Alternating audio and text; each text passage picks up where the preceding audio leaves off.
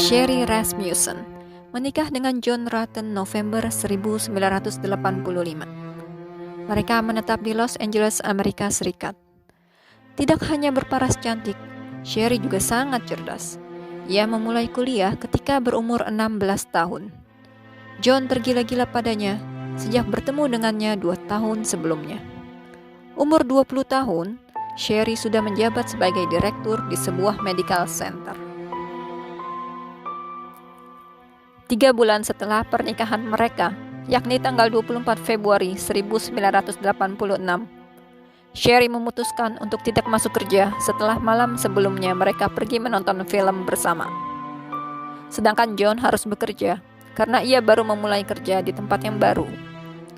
Selama bekerja, John mencoba berulang kali menghubungi Sherry, namun gagal. Ia tidak curiga akan sesuatu yang buruk karena ia berpikir Sherry berubah pikiran untuk masuk kerja. Sepulang kerja, John terkejut menjumpai Sherry terbaring di ruang tamu, tidak bernyawa dengan 3 luka tembakan di dada. Pecahan vas dan pintu kaca berserakan membuktikan bahwa telah terjadi perlawanan oleh Sherry sebelum penembakan terjadi. Ditemukan juga selimut dengan 2 lubang akibat tembakan peluru. Wajahnya penuh luka dan darah, mata kanannya mengalami kerusakan yang parah. Di lengannya terdapat bekas gigitan pelaku. John menelpon 911.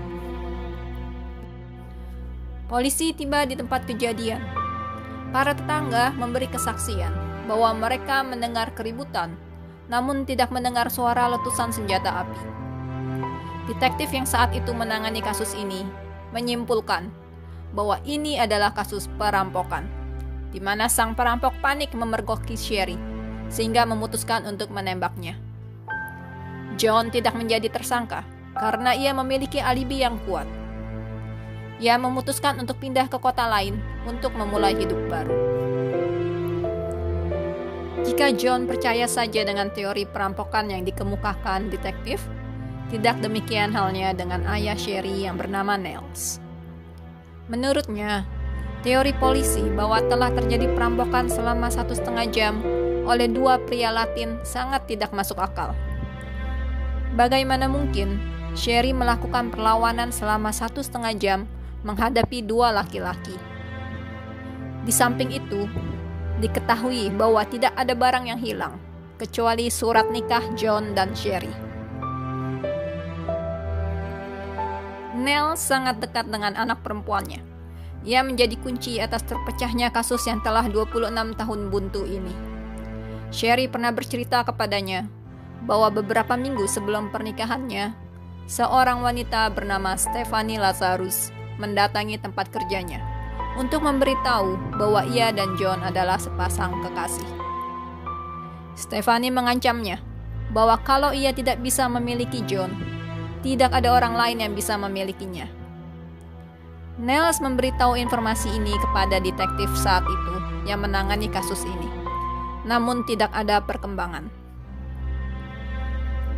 Siapakah Stephanie Lazarus? Stephanie Lazarus adalah seorang anggota polisi.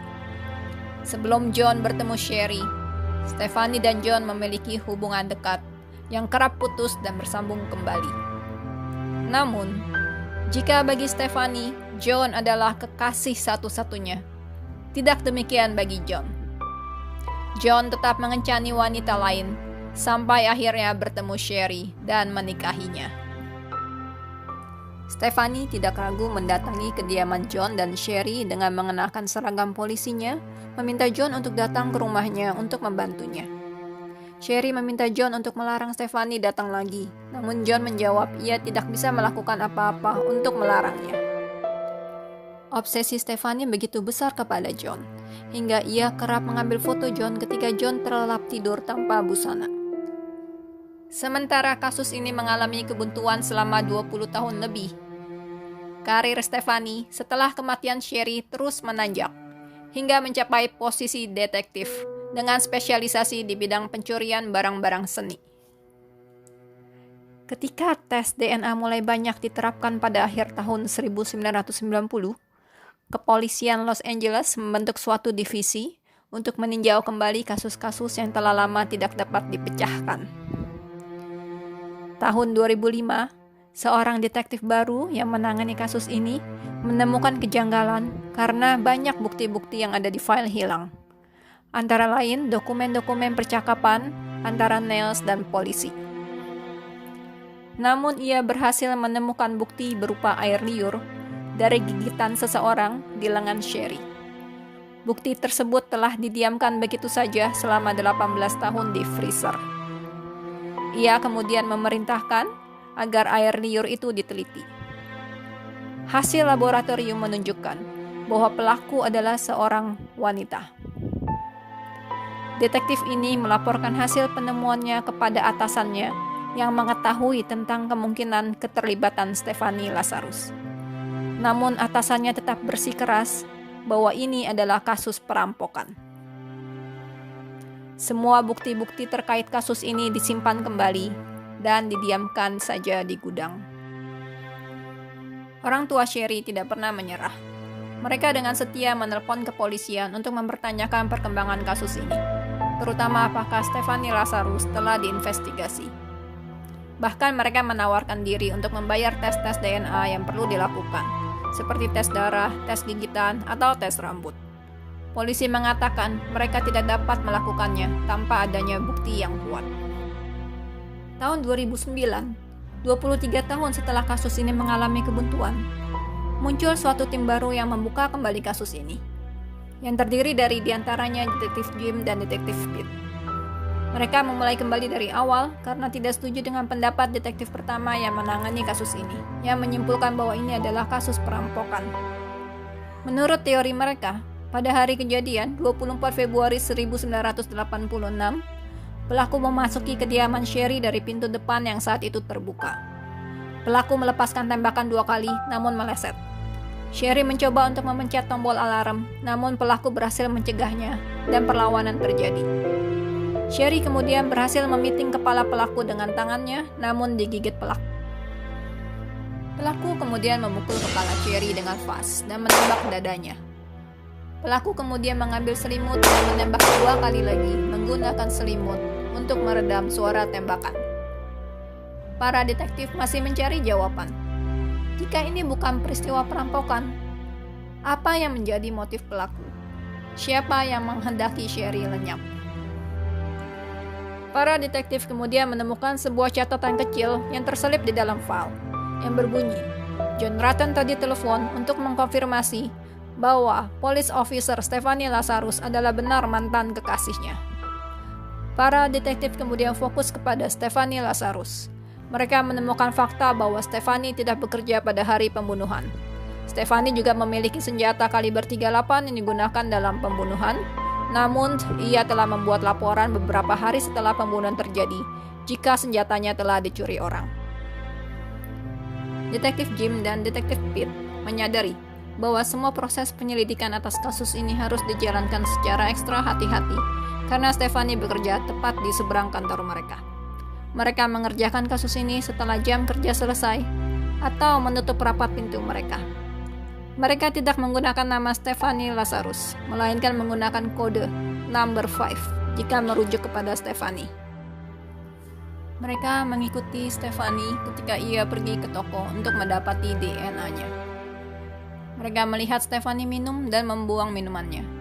Mereka kemudian memungut sedotan yang telah dipakai Stephanie dan membawanya ke laboratorium untuk dites.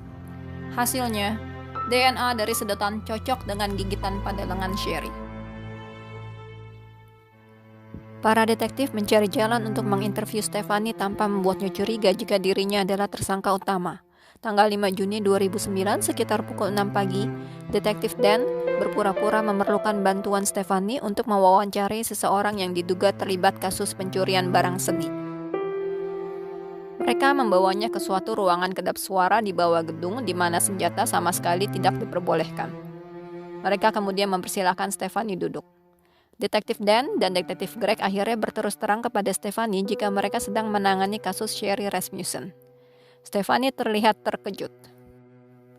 Ketika ditanya apakah dirinya mengenal Sherry, dia menyatakan bahwa dia mungkin pernah berbicara dengannya. Ketika didesak atas pertanyaan apakah Stephanie pernah bertengkar secara fisik dengan Sherry, From what you recall, confrontational? from either side? I mean, I'm trying to, turn my memory back, and I'm trying. I can't even picture the, picture the conversation. I mean, I can't even picture the conversation. Dia menjawab kalau dia tidak ingat.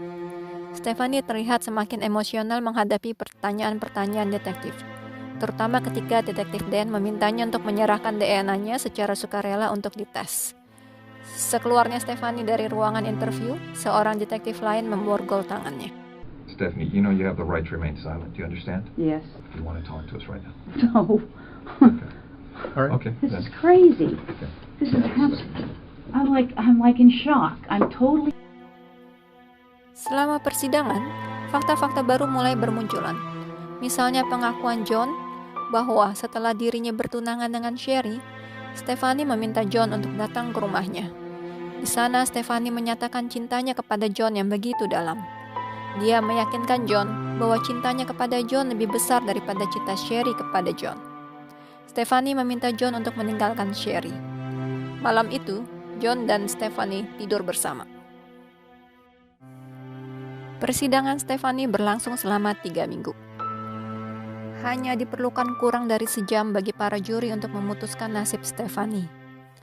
Bulan Maret 2012, 26 tahun setelah kematian Sherry, Stephanie Lazarus dinyatakan bersalah atas pembunuhan tingkat pertama Sherry Rasmussen.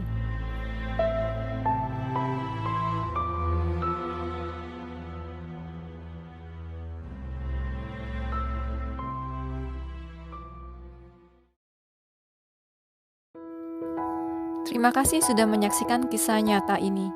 Jika kalian tertarik atas kasus-kasus lainnya, tolong bantu subscribe dan klik tombol like ya.